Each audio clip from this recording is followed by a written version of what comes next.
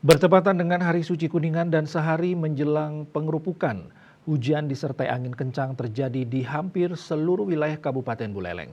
Sejumlah bencana mulai dari pohon tumbang hingga banjir terjadi di beberapa titik. Aduh, kacau, guminnya kacau.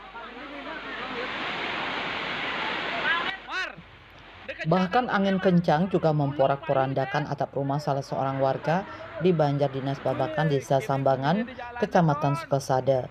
Atap rumah yang rusak itu milik Kadek Kastike. Wanita berusia 56 tahun ini menyebut hujan disertai angin kencang terjadi mulai pukul 16 WITA.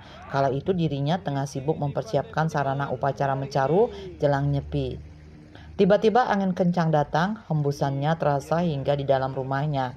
Listrik seketika padam, hingga akhirnya ia mendengar adanya suara seperti pohon tumbang. Ternyata sejumlah genteng rumahnya terbang disapu angin kencang.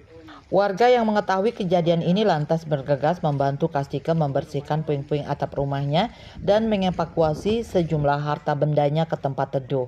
Sementara itu, bencana banjir juga terjadi di kawasan jalur Singaraja Seririt, tepatnya di kawasan Desa Banyu Asri, Desa Baktisrage, hingga Desa Pemaron, Kecamatan Buleleng. Tingginya intensitas hujan ditambah buruknya drainase mengakibatkan air meluap hingga ke jalan raya. Salah satu kawasan yang paling terdampak yakni lingkungan Jalak Putih, Kelurahan Banyu Asri, Buleleng. Menurut penuturan Ketua RT setempat, Deres Tikan, hujan lebat yang terjadi sejak sore hari mengakibatkan banjir menggenangi wilayahnya. Bahkan banjir sudah kerap terjadi setiap musim hujan tiba. Pihaknya pun meminta ke pemerintah daerah untuk segera memetakan banjir agar tidak terulang kembali. Sementara itu, arus lalu lintas di jalur Singaraja dan Pasar via Desa Gitkit juga tersendat. Hal ini diakibatkan adanya sejumlah pohon tumbang dan longsor di kawasan Desa Padang Bulia hingga Desa Ambengan, Kecamatan Sukasada.